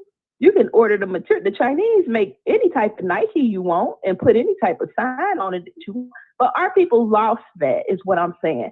And so it's easy for and black, I'm black and my hair nappy and my skin black and I'm poor and I'm mad and we don't get along and everybody give me $20 for this ticket and they gone. And your community is still in the same situation. Whereas we are adults now, our group, people who are 55 and up, you are becoming the elders. You're the leaders now. And you've seen what our elders, how they fail. You know who I love in your chat? Miss Stephanie Hyde. Miss Stephanie Hyde. I love her. So I love her because she always bring it back to teaching the kids how to read. Teaching the kids how to read before 5. She retired in education. She's an educator. Oh my God. That is the main point that we missing. You have to teach children skills, and we don't. So by the time our kids is 14 and 15 years old, they can get on the internet, but they can't create an app. They can create content, but they can't create a platform code. You see what I'm saying? I understand. They can't build the network. They know the resources that it takes to do that in an internet working. And our generation should be the ones that's pressing them to keep up with the technological changes. You know, it's a brother, like I be saying, I try not to holler and scream. You know how I get. But it's a brother named King Rand. King Randall said, Umar been talking since 2000. And I appreciate what he stands for or what we want him to stand for. But Randall said, listen, I've been listening to you since I was 12. By the time he was 19, King Randall had built his own school. Yeah, he was already executing some things. I get it. Like I said, by the time he was 19, he was training little black boys in his community, and now little white boys how to change tires, how to change the oil, how to do basic plumbing, so now let's how to do fair. Electricity. Let's be fair, Marquetta. Let's be fair. Okay, let's just try to get a positive out of what you just said, because I know where you're going with that. Let's just be honest and say that maybe, and I don't know, maybe Dr. Umar Johnson School will open up in 2025. I don't know. But just the fact that he's able to say the things that he says, maybe he is spreading enough information to make other people be active. You understand what I'm saying? I don't know how many that's what's up. I don't know how many other King Randalls there are. The young man is very talented. He seems to be an action type of guy. You see what I'm saying? Where he believes in what he's hearing, so he moved forward on it. It's some people that, like a dad that might have a child who didn't have the physical ability to be a great basketball player, football player, whatever. He wasn't really an athlete, but he pushes his son to be great. And his son ended up being something great because maybe the dad didn't have all it. Well, maybe the dad didn't have what it took, but he had the inspiration and he had the motivation to move somebody else forward. So let's give Dr. Umar Johnson at least some credit for that, because King Randall might not be King Randall. I ain't taking credit away from Omar. I'm not. He I'm got not a saying building. that. Well, I get it. What I'm saying to you is sometimes we say things and it resonates and it works for other people. Even though Dr. Umar Johnson School will probably be open soon, I don't know. But how many people have heard him talk about this execution and they moved forward and did something? See what I'm saying? And they outdone him so far. Yeah, I don't know. Yeah, all I'm saying is I have to direct you back to Dr. Jawaza Njufu. Self-esteem through culture leads to academic excellence, and the Miseducation of Black Boys in America, books 1 and 2. Dr. Jawaza Njufu came up during the 80s. He had already laid the groundwork for a lot of the things that brother be talking about. He basically listed Jawaza Njufu's The Conspiracy to Destroy the Black Boys, book 1, 2, and that became his thesis to become a doctor. And that's how he began to lecture to people. Your children aren't learning. They're being put into special education programs when they don't need them. They're being put on Ritalin when they don't need it. And it's because the Black family is broke down. The women can't raise boys, da-da-da-da-da. But then people get on me. You want to check me about who I date. You want to check me about being a single. He made single moms while talking that shit on the lecture circuit. Telling women that you inadequate as a single mom. Well, we so need that. I think that's a deeper conversation, because I would think that probably and I hate to say this, this is not something, I'm a victim of it. And when I say victim of it, I mean it in a way like those arguments that they make about single moms. I was raised by a single mother. I know how difficult it is for a mother to raise children by herself in whole different ways, whether it's financially, emotionally. There's a lot of things that come in raising a boy to a man, and women, they do the best they can to do that. However, I think there's a deeper conversation that needs to be brought up when we're talking about single mothers. And that is, why do we have so many single mothers? It's various reasons. Maybe the dad died. You got to talk about single fathers. I understand. And there's going to be various reasons for that as well. Let me say this to you, and I'm going to hang up. Okay. Let me say this to you, because I don't want it to become a gender political debate. And that's what we caught up in as Black people. A lot of people is pushing that, female versus male debate. And that's not what I'm saying. What I'm saying is us right now. Everybody got a skill. Everybody got a skill. You have to start cross-training the community. Crack took out our educated class. Crack took the growing entrepreneur. Okay, when crack came, people like Big Meech, if he didn't have crack, he would have found another product to sell. And it wouldn't have destroyed Detroit. It wouldn't have destroyed Atlanta. We have to start cross-training. I do not like the thought of boycotting Amazon, the largest distributor of products and goods in America, when you can go to the bottom of Amazon, anybody. You can write a KDP book. You can Amazon Flex. You can start an Amazon delivery fleet. You can do Amazon affiliate program, and you can get paid through Amazon. I don't like when people say and use it on a religious platform, we're going to boycott Target. And Target is filled with all those Black entrepreneur products. Now they don't have the visibility. They won't have the reach. If you stop shopping with, I will. Let me say this about that, sis, because you say some things, and I want to just jump in on something. I fell out with a friend of mine. I didn't fall out with a friend of mine. A friend of mine fell out with me because a few years ago, he was not bragging, but boasting about. I guess that's the same thing. He was boasting about Target, and Target allows Black products in, and blah blah blah blah blah. You know what I mean? Like T-shirts and shit like that.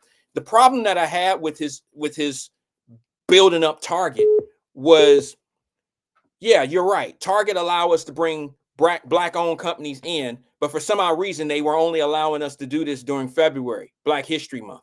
If you want to praise Target for what Target is doing for Black folks, I would think that they would have black products all year round. You can't find a black owned t-shirt for Black History Month or whatever in Target the first week of March that's not 50% off, that's owned by a black company. After March, you won't find any black products on their shelf. So if you want to talk highly of Target and how they work with black people, you're going to have to show me how they working with black people in June, July, August, September, October, November, all the other months. Let's not give Target credit for working with black folks for 1.5 months of the year. I don't like that. Now, I wouldn't care if it was Sam's. It doesn't matter what company it is. All I'm saying is, it don't matter what company it is. We're getting pacified with this shit with these companies. You know, there's too many ways that we could actually have our own e-commerce and work together and spend with each other without even walking into a Target, a Walmart, or any of that. But we're not conditioned like that because, number one, our leaders aren't really talking that way. Number two, our leaders are getting the payola from where they need it to be from so they can get, you know what I'm saying, they got to get their money for their little nonprofit organizations and how they, make their money. They're not out here showing people how to get their own e-commerces and how to sell to the community or sell to their own people. They're not really doing that.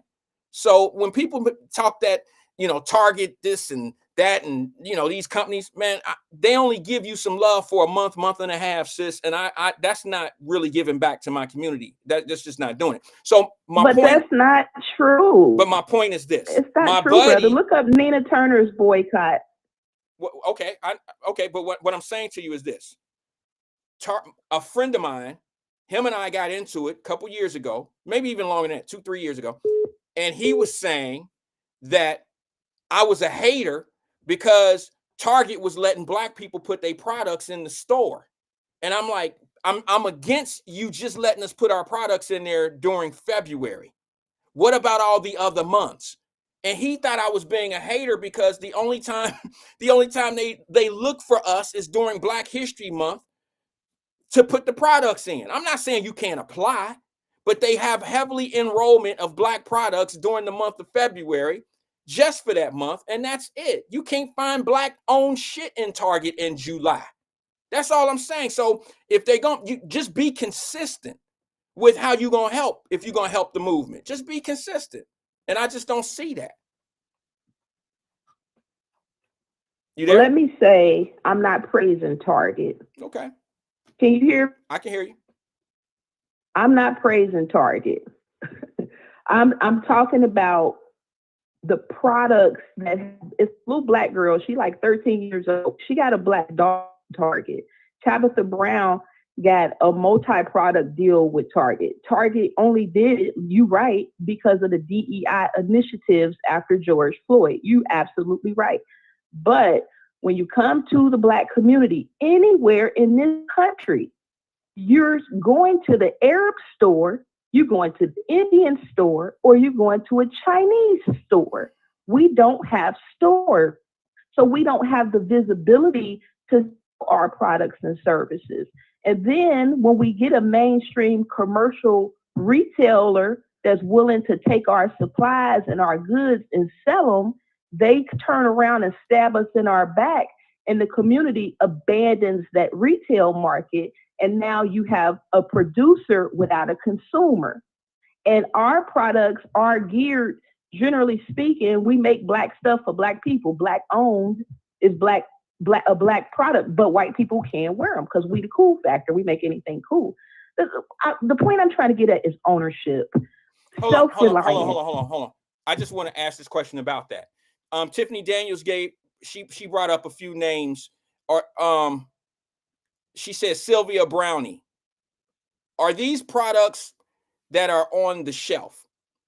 That's what I want to know. I mean, we all could have a product that we hustle and get on the websites and their e-commerces. That's a little bit different. I'm talking about shelf space. So maybe it is on the shelf. I don't know. I don't see these. I don't really do Target. Target's not where I go. But I'm telling you the argument that I had a couple years ago before all this initiative stuff was put in place. Target was spoon feeding us. You know what I'm saying? They were spoon feeding us this little bit of inclusion. That's all it was. They would have never done it. And I'm not going to praise somebody that's forced to do something versus wanting to do it on their own. And I'm with you on that. I hear you, and I'm with you on that. But it goes back to what the point I'm trying to get. It goes back to what I'm saying. Do you remember the Sugar Shack? I do. Inlet type? I do. Okay. The Sugar Shack is no longer. Do you remember Uncle Milt's? You broke up on me. Do I remember what? Uncle Milt's. Uncle. KT's Den. Uncle Milt's. No. Stagger Lee's. No. Stagger Lee's. You know you remember old. You know you older than me, right? So that shit sound like it's from the 70s or something. Okay. You know. These are I'm sorry, Mark. Go ahead. Okay, it is. I know it is. It is. When I was growing up, in Avondale, it was a black-owned dry cleaners right there. Right across the street, it was Stag's when Mr. Staggs. Down the street, J&W's was black. I don't know if it was black-owned, but it was black brand. Across from them, before it was Rite Aid, I forgot the name of the store. But the pharmacist was black. The mechanic was black. The hairdresser was black. The ice cream store was black. You go up the street to Stagger Lee's, that store was black. Today, Cincinnati Children's Hospital run burn it. This is Avondale, you see what I'm saying? And they're I'm sorry. Avondale on Burn okay, It. Burn It in Rockdale. Okay. I go way back.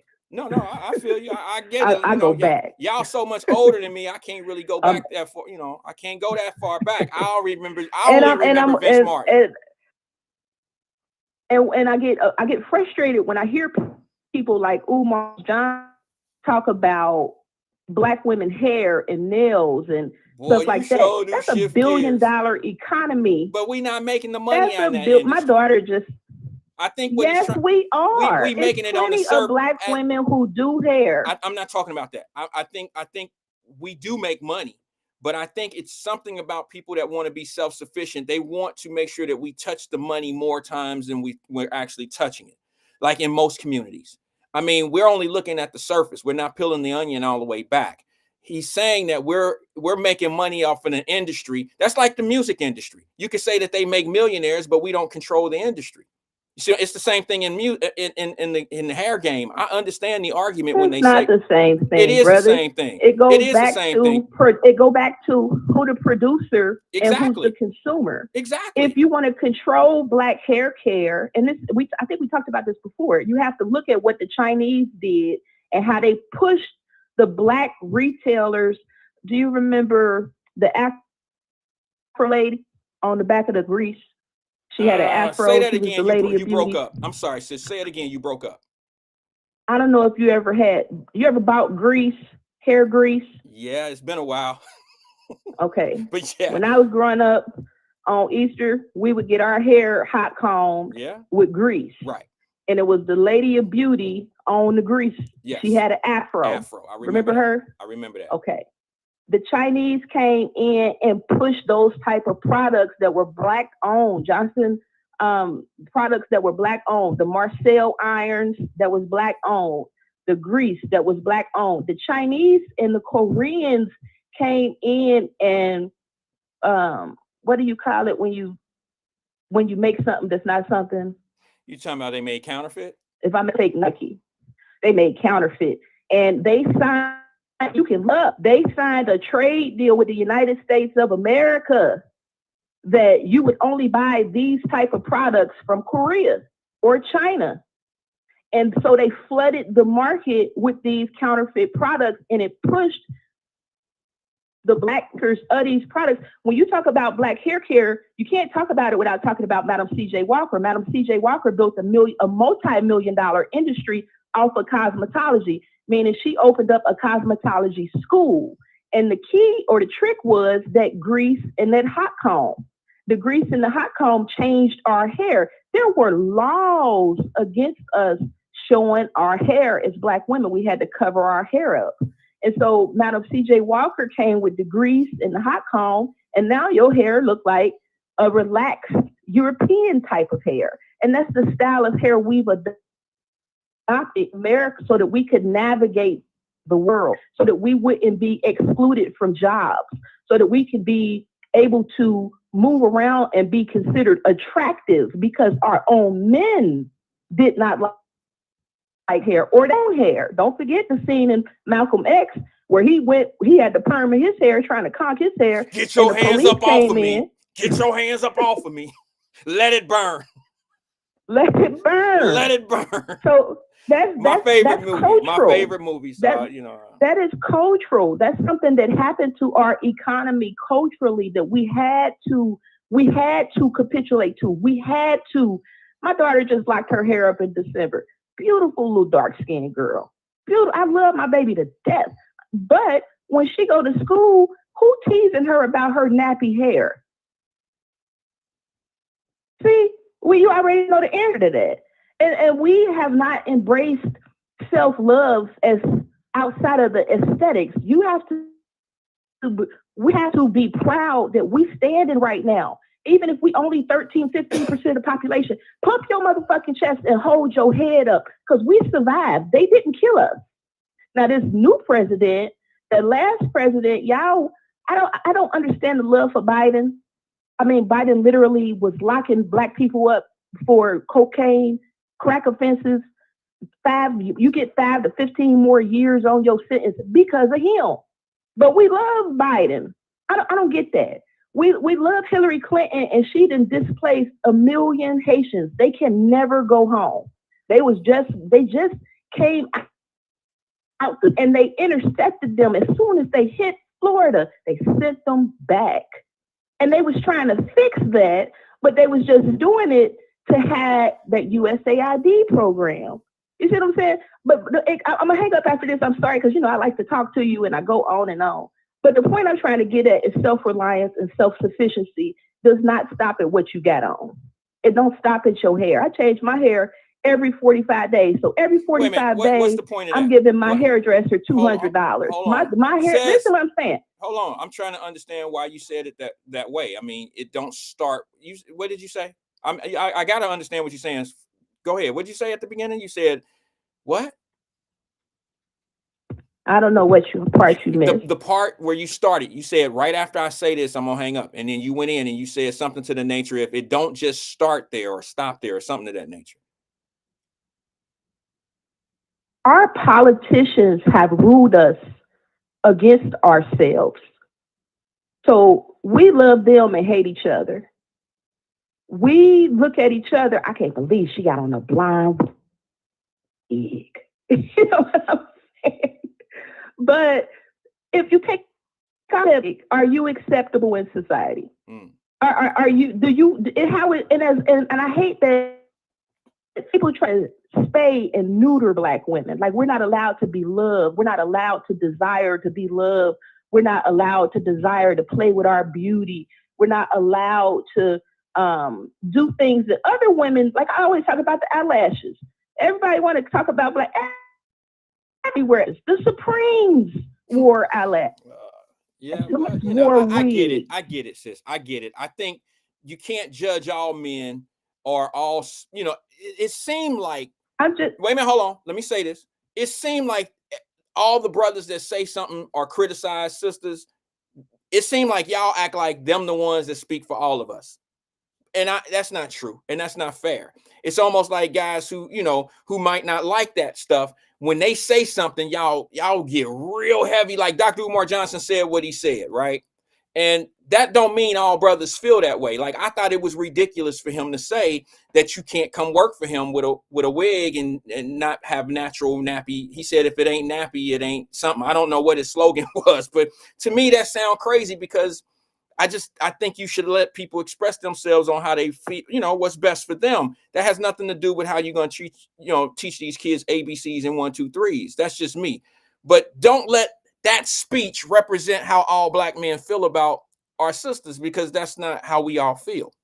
It's a propaganda, though. It goes beyond that. It's the same way we look at our men and we get mad with our brothers. Some girls tell some man, like, is you going to cut your hair to be with me? Girl, why you got to cut his braids off? He's probably been growing his hair out for 5 years, and now you're telling him in order to date you got to cut all of that off. People culturally identify with their hair, clothes, nails. My baby, if she got good grades, you damn right. I'm gonna spend my whole check on whatever she wants, as long as she keeps giving me good grades. Our children deserve the best. out of us. They did not ask to be brought here. So if you ain't taking care of your children, like the lady who was homeless in Detroit, whose kids died in the van of hypothermia, and when they went to ask the dad, like, why you ain't help? Dude was like, she ain't say it was all that, she killing me with the sob story. Nigga, you got on a coat, you ate, your hair done. Why you couldn't take responsibility for your children? And I'm just saying, we can't place our pride as a race in what we look at on the outside. We have to get to a point where, like the little store on Redden Road, the little brother right there with the restaurant, the Give Back. I forget the daggone restaurant, but people have tried many a times to make that restaurant pop, and he finally got it open, and he gave back to his community. Line was down the street for a free meal. Oh yeah, I seen that. Arabs don't do that. Exactly. Arabs come in your community and they sell you diabetes, heart disease, cancer-based products. Right, I get that. High fructose corn syrup, tobacco, lottery tickets, and they taking that money to build their mosque, to build their terrorist communities. They're not giving back to the community. So it's important for us not to get caught up on aesthetics. I've had so many sisters because I'm that bitch. I'm going to wear contacts. I'm going to wear hair weave. I'm going to get my hair braided. And I don't give a damn what nobody thinks. I'm going to wear heels with shorts. I'm going to wear my tight jeans because that's me. That's how I feel as a woman. That's how I want to express myself and my beauty. You can't come in and tell me I don't have a qualifying skill now to teach a young child or to teach a sister who might need to know. Let me say this before I get out. A lot of us are going to have to transition out of our white jobs. The white man is cutting us off. We're going to have to learn how to be independent and how to develop skills. If you don't have a skill, ask that person next to you. How do you do this? How do you do that? Brothers, you're going to have to learn how to employ your brothers.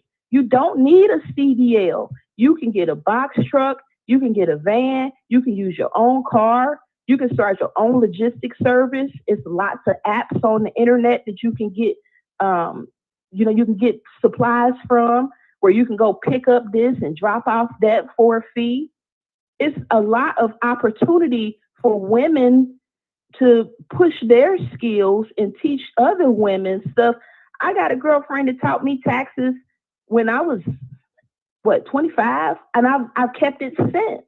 You have to transfer those. And if you're looking at me because I got on blonde braids or contacts, and now you can't hear me, you didn't cut yourself off from your community, because our community is a chameleon. I get tired of arguing with Shadrach, Meshach, and Abednego.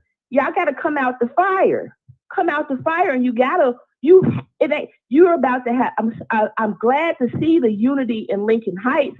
Now you realize you have to stop shooting each other and turn that gun around. But if you're allowed to do that, ask yourself if you went to Mason and white folks was posted up with a gun and you couldn't come into Mason to go shop. How would you feel? How would we feel if white people really showed their true colors and said black people can't come in our stores? What store are you going to? And that's what we need to start dumping. Our own stores, communities that's built on self-reliance, self-acceptance, learning to love and trust each other. Stop tearing each other down. Stop getting off on clowning each other because we're not as educated or we don't got command of the Queen's English as the rest. Get off of that. I agree with that. What can you teach me? And I just hope and pray that people support Lincoln Heights Missionary Baptist Church beyond the race baiting and get into what they're trying to do as a collective for the community. They help you learn about budgeting and how to balance budget. We need to start talking to our community about investments. The stock market in the United States is not the only stock market. The Asians got a stock market that is about to boom because China controls the market. China controls the U.S. bonds So we have to start talking about how we're going to fiscally survive. Dr. Fod Anderson said we got till 2050 before, as a group, we are at a zero income as a group. No matter how much money LeBron James got, at that median, everybody broke. So we have to, if it's really a we really have to start developing ourselves and developing our characters so that we're not on such a low level. Stop gossiping. Start when you see a sister down, tell her something good. Point her to the Psalms or Proverbs. You know, don't get off on somebody getting fired. Why is you exploiting Black labor at $10 an hour should be the question. Why you ain't being boycotted? Why is you giving slave labor wages to Black people in 2025? We should be angry about that. But we don't go to the wrong stuff. But you know, I take up too much of your time. I love you, Brother Wyatt, I know, for coming on. I love you for lending your voice in your community, for being a shoulder for other brothers to get strong off of. Believe it or not, it has its place. Don't ever feel like it's just therapy for you. This is for all of us. As a community, we need a place to gather where we can hug each other socially and say, you know, this white supremacy shit, whoo, I need somebody. I'm tired. And instead of us arguing and bickering amongst each other, we have to flip that conversation and say, hey, sister, I got an ideal. I got an open booth for you that you can get at $150 a month as long as you bring in 4 clients. We at $200. That way you can put some money in your pocket and we can keep the lights on. Hey, brother, let me teach you how to fade. Let me show you how to square this line up. Let me make sure that you understand how to wash hair properly. All of that is important, but you have a good one. Let me get out here because I know I take up all your time. I'm so happy that you ended it that way. See what I'm saying? I'm so happy that you ended it that way, because that's called independency. That's called teaching your brother some and your sister some, and that's how you build, and that's how you rebuild the community. It's just, you know, it's just crazy to me. Thanks, Marquetta. Thanks for reaching out, touching us, and giving us that time. I don't know about y'all, man. I might come off crazy, or, you know, not crazy, but I may come off as being one of them guys that's preachy, but it comes from good intent. Like, my intentions, I would really love to wake up tomorrow and do business with everybody that look like me. I'm sorry, that might come off as being a little racist to some people, but I understand. I travel so much, and when I go to different cities, I see cities that have everything that represent other cultures other than mine. Like, you can't go somewhere, like you can't go somewhere and go into. I gotta say this so it'll make sense. When you go to Detroit, if you say, where's the Black city or the Black town, or where's the Black section of the city, they send you to the projects, not the economic Black part of the city. You go to Greek town in Detroit, they send you to Greek town, where there's restaurants, a casino, small businesses, Verizon, Sprint. They have an economic base. When you go to Chinatown, across all these cities, across the United States, to these little cities, they have an economic base. All I'm saying is, where is our economic base? It used to be that way. But I think we've been fooled. I think we've been fooled to believe that some people's ice is colder than our ice. You know, if I wanted, like, I know, like, for instance, if I wanted to, if somebody asked me if I was in a t-shirt business, I would say, no, I'm not in the t-shirt business, but I know I have a guy named Emmanuel Livingston that has connections and he makes t-shirts and blah, blah, blah. And I would try to connect that bridge, try to make that business work for them. Even though I don't have anything to do with it, still connect that. You see what I'm saying? And I don't know where it went wrong. We can say that white people did it and pushed us out of our communities and this and this and that. We can say that. But what I've learned over the years is, it seemed like once we make it, we leave. We leave those communities. We leave our hometowns. We leave. And I don't understand why we do that if there's not a level of, I just don't want to be around this. I don't want to be around that. I don't want to be around this. I don't want to be around that. I don't know. I'm a little confused when it comes to that, to be honest with you. You know, I know a lot of people that run out of the hood. And the only reason why we run out of the hood is, I don't know if y'all seen these videos that's going on in Cincinnati. Somebody sent it to me.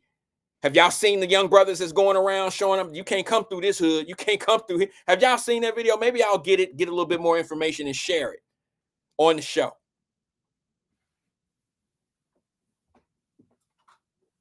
Seabree says, Wyatt, are you going to lobby the city to create the Black economic district that you'd like to see? Probably not, Seabreeze, to be honest with you. I kind of put the information out there. If people want to take it serious, let me tell you why, Seabreeze, because I tried it before. I put my money where my mouth was. I asked some people if they would be interested in doing something of that nature, and I was willing to put my money up for what I was talking about and asking others to put their money up. When it was time to move forward, with it, nobody showed up. Nobody was around. And that was earlier in the stages of Wyatt Live. Maybe if I try it again, maybe there'll be a different, outcome. But no, I've done it. I've tried it. I've mentioned it. And, you'll get a lot of, here's the thing. It's going to take a lot of city help. I just don't see that. I don't, and I'm talking about officials, city officials, zoning. For instance, let me just say this, and I got to go. I have to go. There is a section, there's something in the city of Cincinnati nobody wants you to know about. There's a red light district down in Cincinnati. And it's down by it's like Queen City. You know where Queen City Sausage is? That is an entirely different zoned area. And nobody really wants to talk about it. And to be honest with you, it would be perfect for Black folks to go down there and occupy that area and turn it into a district. But they're not going to do it. And there's people that really know about this, but they're not going to share it with the community. They're not going to share it with you guys. I knew about it. I found out about it about 10 years ago. And you know who told it? I won't say their names, but a couple of them were Jewish lawyers right in the city of Cincinnati. Happened to ask me if I would be interested in coming in with them and doing some things and blah, blah, blah. This was about 10 years ago. And I said, no, I don't really think so. I'm not interested in that. I don't want to put my name. I don't really want to be involved. I don't like to invest in alcohol, drugs, and not drugs, but, like I told you yesterday, those drug paraphernalia places and stuff like that with pipes and stuff I don't want my name on bars. I've never invested in a bar. I just don't invest in things that I know are detrimental to neighborhoods. So I wasn't interested in doing anything. Nothing ever developed out of it. I don't know what's going on with that area. But there is an area down there, and your city officials know about it. I just never hear them talking about it. And I think Kenyon Bar was down in that area at one time. I think it's close to that area. But maybe somebody should bring it up, because I don't have a relationship with those folks, because I don't work with those folks like that. But for you all who are always thinking that they about to do something and enlighten you and bring up the community and start this Black empowerment or, equity, inclusion and all that old shit, I would think by now that you would see something going in the direction of that. I just don't see it, because I don't think it's meant to be. I think people do enough to seem relevant, to make it seem like they're doing what they need to do, to make it for them to say, hey, I'm here. You voted me here. And that's it. But I'm going to say this. I'm going to give them the benefit of the doubt. It is very hard to do something for people that may not be serious about doing it.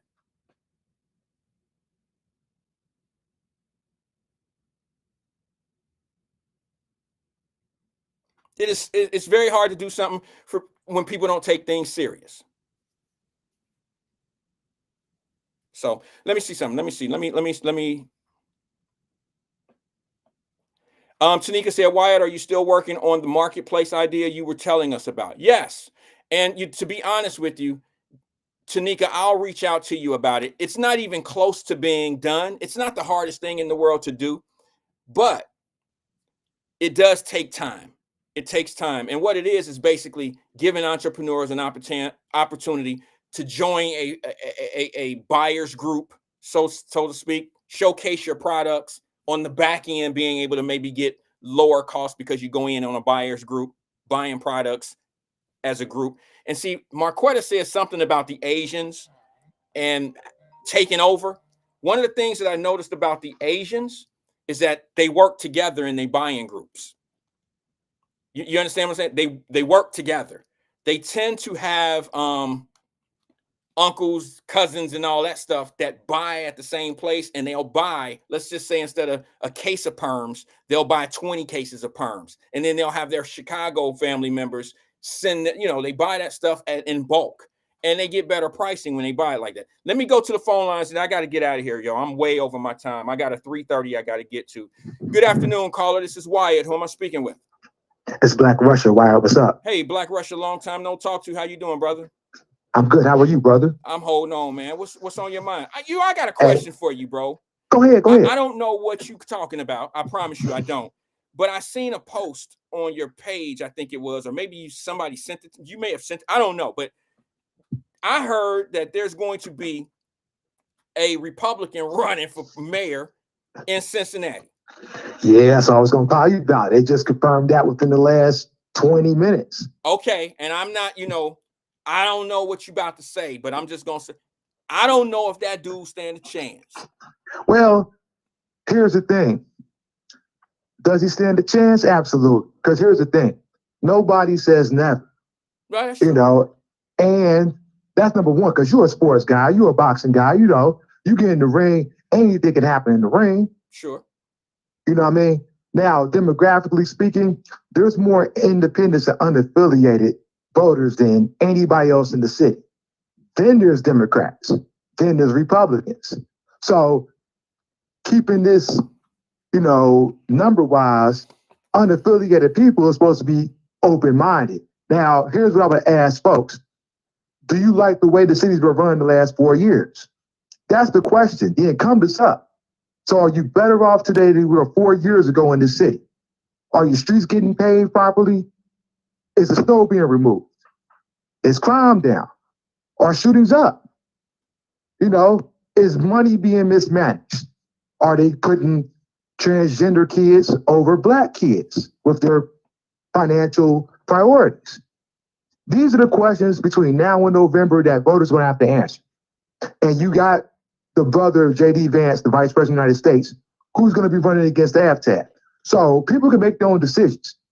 But yeah, AFTAB got a real live opponent, and I can tell you right now, money's coming from everywhere across the country from J.D. Vance, period.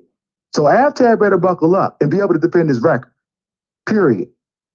That's what people are on. We're on competition. There wasn't going to be no free ride for AFTAB. He's got to answer to the people. Whether you go with AFTAB or not, that's fine. It's your decision. But people have to ask themselves who live in the city too, because anybody who don't live in the city, I don't give a damn what your opinion is. You live in the city, tell me why you want AFTAB. I'm going to tell you I want Corey. And we'll leave it at that. But I ain't going to hold you, brother. Have a good afternoon. I appreciate it. Thank you, man. Yep. All right, Rush. Thanks for engaging. And that was short and sweet. I seen a comment. Was it Carolyn Smith that said, I think I may have been making a comment about us moving out of the hood. And Carolyn Smith, was it you that said, that's what you did? Isn't that what you did? Well, I think I moved out of the hood because I moved to another hood, which was the Fay Apartments. And then when I moved out of the Fay Apartments, I moved to Louisiana. I moved to New Orleans. So I went from, I was a kid. I was a kid, basically. So no, I never really moved out of the hood myself. My mother moved me out of the hood to go for a job search. But let me just tell you what I did do. It was definitely on my mind of buying property where I grew up. And I still have property where I grew up. So I always had this idea of why can I live here and not see, number one, you can't buy Laura homes. But that don't mean that you can't buy homes around Laura homes. That don't mean you can't buy investment property around Laura homes. So when you say, did I move out of, the hood? I did. But when I moved back to Cincinnati, I reinvested in my hood. I did end up buying property in my neighborhood. Did I live there? No. I ended up in an area that was closer for what I do. I have locations in different cities, Cincinnati, Columbus. So I had to be somewhere neutral. That all being said, I did live in the hood. I lived down on 14th Street. You know what I'm saying? And the only thing that made me move out of 14th Street is I couldn't continue to do the thing. I couldn't continue to go through my cars being broken into. I couldn't continue to, everything was costing me more to live where I wanted to live initially, like what I wanted. They wouldn't change the neighborhood. And I'm not going to sit outside my door with a gun and get a guard dog all day. I'm not going to do that. But what I did do is I tried to reinvest in my neighborhoods. I bought property in these neighborhoods. I tried. Now, I'm talking about the individual that grow out, don't give back, never come back. That's what I'm talking about. I'm saying that there's no reason. It's like grandma's house who becomes dormant. Grandma then bought that house down on York Street. She lived in it for 40 years. The kids don't come by, cut the grass. They don't fix the porch. They don't do anything. The house ended up getting taken by the city or something of that nature. And then it's taken over by a developer. And now we say, look at what they're doing, taking over our neighborhoods. That's what I was talking about. And do you know how many family-owned businesses there were in the neighborhood? The dry cleaners, that's what Marquetta was talking about. The dry cleaners, the local stores, the Vince Martins and stuff like that. Where did all that go?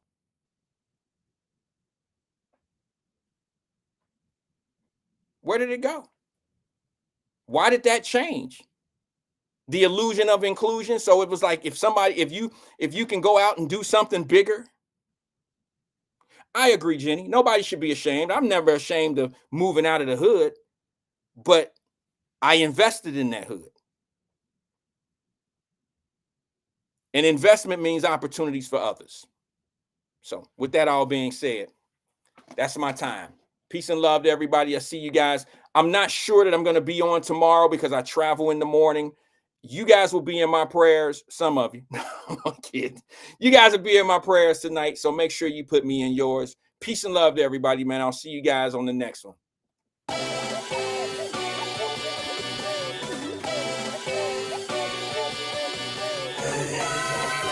Boy. Hey, shooting my shot like, hey, hit the red dot like, hey, finger on the trigger like, hey, shooting my shot like, hey, hit the red dot like, hey, hitting her spot like, hey, I gotta get it, man, shout out, I hit it, I'm fully committed like, hey, I studied the target, I'm never gonna miss it, I call that precision like, hey, shooting my shot like, hey, hit the red dot like, hey, finger on the trigger like, hey. Grandma was in A, auntie was in it, mama had AAA. I wasn't scared to crash anyone anyway. I ride a shotty while bro had a shotty, like we in the getaway. I gotta penetrate, I gotta generate. I got like 20 some years to my hood, now I gotta go live away. I'm out of town, but I'm not on the getaway. I spin a giveaway.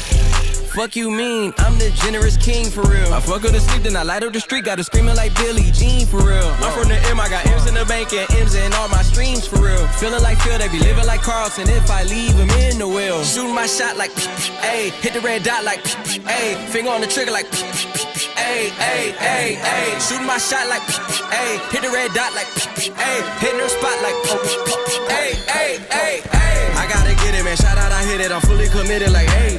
I studied the target, I'm never gonna miss it. I call that precision like, hey, shooting my shot like, hey, hit the red dot like, hey, finger on the trigger like,